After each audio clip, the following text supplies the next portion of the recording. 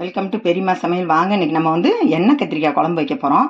ரொம்ப ரொம்ப டேஸ்ட்டாக இருக்கும். எண்ணெய் கத்திரிக்காய் நல்லா இந்த மாதிரி காம்பை எடுத்துகிட்டு நீட்டி எடுத்துக்கிட்டோம்னா உள்ளே மசால் பிடிக்கும்போது நல்ல டேஸ்ட்டாக இருக்கும். அதுக்கு இப்போ மசாலா அரைக்கிறது என்னென்னு பார்த்துக்கலாம். 2 வெங்காயம், பெரிய வெங்காயமாக 2 கட் பண்ணியிருக்கேன். 2 தக்காளி, பூண்டு ஒரு 10 பூண்டு அளவுக்கு எடுத்து வச்சுருக்கோம். இதை எண்ணெயில் வதக்கிட்டு நம்ம அரைக்கணும்.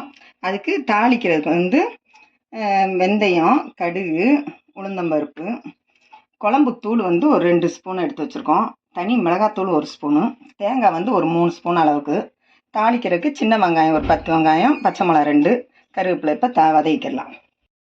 இப்போ எண்ணெய் ஒரு 3 ஸ்பூன் அளவுக்கு எடுத்து வச்சுருக்கோம். அந்த கத்திரிக்காய் நம்ம இந்த எண்ணெயில் பொரிச்சு எடுத்துக்கிட்டு அப்புறமா மசாலா வதக்கிடலாம். இப்போ எண்ணெயில் இந்த மாதிரி ஒரு 2 நிமிஷம் 3 நிமிஷம் அப்படியே நல்லா வதக்கி எடுத்துக்கிடுவோம்.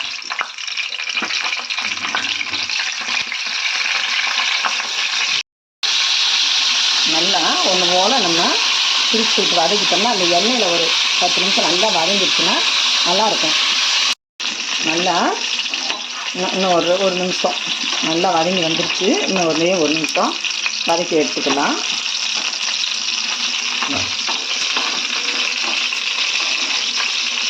இந்த மாதிரி வதக்கிட்டோம்னா நல்ல டேஸ்ட்டு கிடைக்கும் நமக்கு குழம்புல போடும்போது. காய் இதில் வெந்துருச்சு. ஒன்று அப்படியே பிரிஞ்சிருச்சு. நல்லா நாளாக கட் பண்ணும்போது பெருசாக கட் பண்ணிட்டு அதனால் தனித்தனியாக வந்துருச்சு. எடுத்து வச்சுக்கிடலாம். நல்லா வதங்கிருச்சு. இந்த மாதிரி நல்லா எல்லாத்தையும் தனியாக எடுத்து வச்சுக்கிடுவோம்.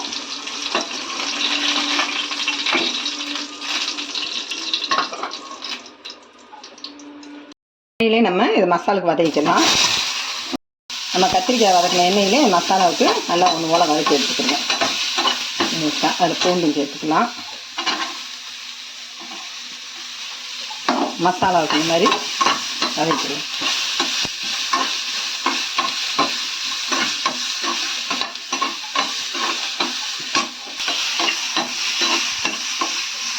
இந்த அளவுக்கு வதங்கினா போதும். தக்காளி சேர்த்துக்கிடுவோம்.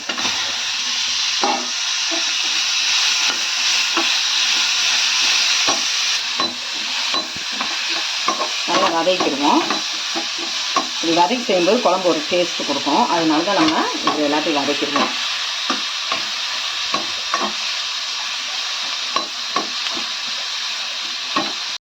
இப்போ நம்ம மசாலாவை சேர்த்துக்கலாம்.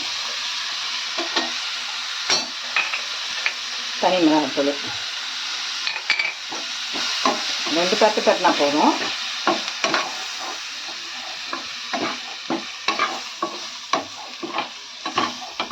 தேங்காயும் சேர்த்துக்கலாம்.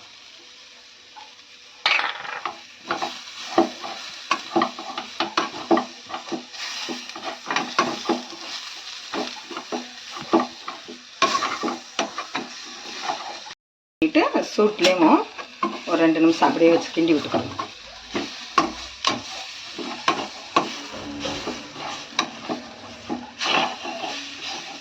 ஆற வச்சு மிக்சியில் போட்டுக்கணும். வச்சுக்கிட்டோம். இப்போ தாளிச்சுக்கிடலாம்.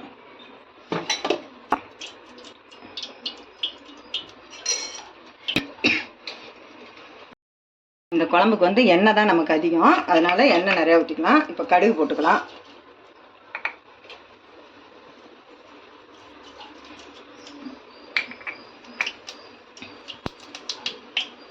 பருப்பு சேர்த்துக்கலாம். வெந்தயம் ஒரு 1/2 ஸ்பூன் அளவு போட்டுக்கலாம்.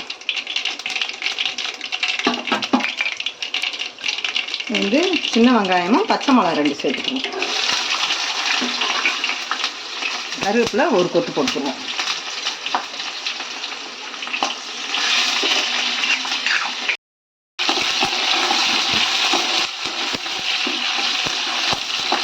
இதுக்கு சின்ன வெங்காயம் வதக்கி போடும்போது நல்ல டேஸ்ட்டாக இருக்கும். நல்லா கமகமான வாசனையாக இருக்கும்.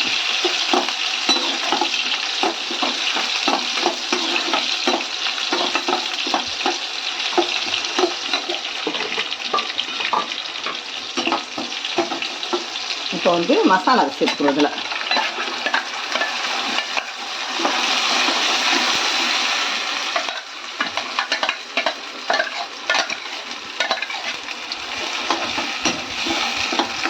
கொஞ்ச நேரம் அந்த மசாலா வாசனை போகிற வரைக்கும் நம்ம சும்மா வதக்கிறோம். அப்புறமா தண்ணி அரைச்சி ஊற்றிக்கலாம். கொஞ்சம் தீயை குறைச்சி வச்சு கொஞ்சம் உப்பு சேர்த்துக்கிடுவோம். இப்போ நல்லா வதங்கட்டும். ஒரு 2 நிமிஷம் நல்லா எண்ணெய் பிரிஞ்சு வர அளவுக்கு நல்லா வதங்கி வரட்டும். தட்டு போட்டு ஒரு 5 நிமிஷம் மூடி வைப்போம். நல்லா வதங்கினப்பறம் அப்புறம் நம்ம இதெல்லாம் அலசி ஊற்றிக்கலாம். தண்ணி அவ்வளோ தேவைப்படுற அளவுக்கு எண்ணெய் பிரிஞ்சு நல்லா வருது. இப்போ வந்து நம்ம வந்து புளி கரைச்சல் வந்து ஒரு நல்ல நெல்லிக்காய் சைஸ்க்கு, ஒரு எலுமிச்சம்பழம் சைஸ்க்கு புளி கரைச்சி வச்சுருக்கோம். இப்போ வந்து அந்த புளியை இதில் சேர்த்துக்கலாம். ரொம்ப புளிப்பு தேவையில்லை, கம்மியான புளிப்பாக சேர்த்துக்கலாம்.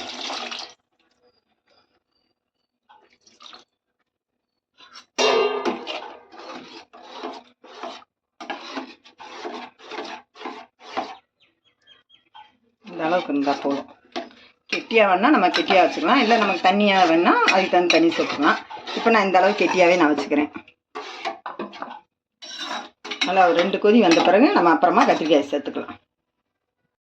எண்ணெய் பிரிஞ்சு மேலே வந்திருக்கு. இந்த நேரத்தில் நம்ம கத்திரிக்காயும் சேர்த்துக்குவோம். அதுக்குள்ளே மசாலாம் போகணும். போட்டு நம்ம சிம்மிலே வச்சு ஒரு 5 நிமிஷம் குழம்பு அந்த மசாலா உள்ளே போகிறதுனால உள்ளே வச்சு நம்ம வச்சு மீடியமாக வச்சு எடுத்து பண்ணிக்கலாம்.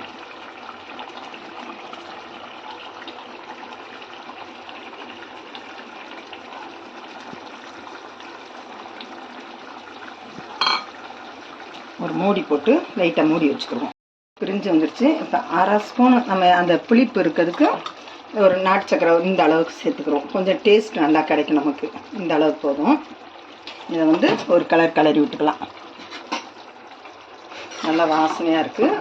குழம்பு ரெடி ஆகிடுச்சு. இன்னும் ஒரு 2 நிமிஷம்